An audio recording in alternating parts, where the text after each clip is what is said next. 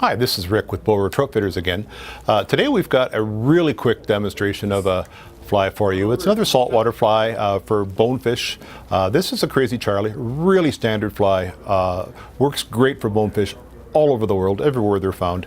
It's a very, very simple tie, and we'll whip it off for you here in just a couple minutes. Stay with us.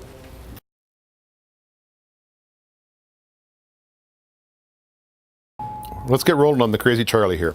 We'll start off by doing a thread base wrap on the fly. We don't need to go back too far, just to provide a base for the bead chain eyes.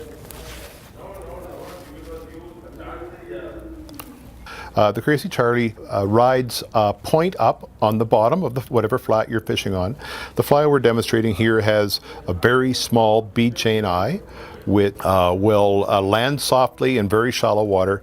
It'll sink slowly to the bottom and not spook the fish, whereas in much deeper water we'll need a heavier fly to sink to the fishing depth. To start with putting the bead chain eye in, I'm going to lay it just in a conventional crossing the X wrap pattern to put the eye in place. I want the eye placed about 1.5 eye widths behind the eye of the hook. And as soon as I have that completely secured in place, I will secure it with some head cement. I'll wrap the thread of the base coat of the thread all the way to the bend of the hook, and then once I've done that, I'll re-advance the thread all the way back to just behind the eyes. We'll put our drop of head cement in here to secure the thread and the eyes to make sure that they don't move. And then we'll follow up with I'll call it the most important step of the fly, but it's the only step that's left. So the body and beard of this fly is made with crystal flash. You can use whatever color you want. I prefer somewhat natural colors. So rust, root beer, shrimp pink, copper, UV pearl is another very popular color. And you're trying to imitate a small shrimp or a small crab that's on the flats, and in certain locations we want a very sparse fly. In other locations we're actually looking for a fly that has a little bit more body to it. So I've got a small clump of crystal flash. I've cut the ends square.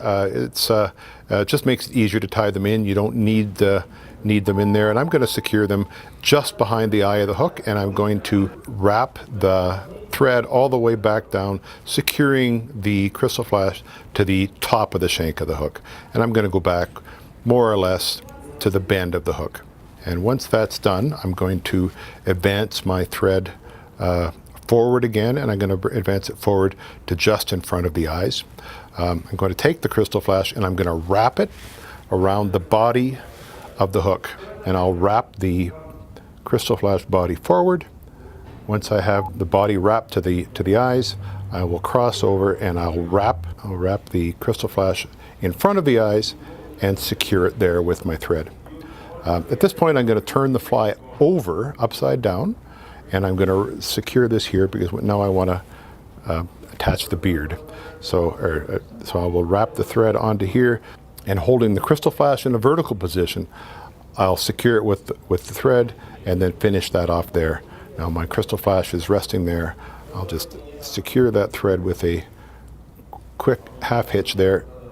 Once that's secured, I can trim the beard to the length I want, which is going to be just slightly longer than the shaft of the hook. And that's that. That's the finished fly. Have fun fishing it. It'll work for you, guarantee it.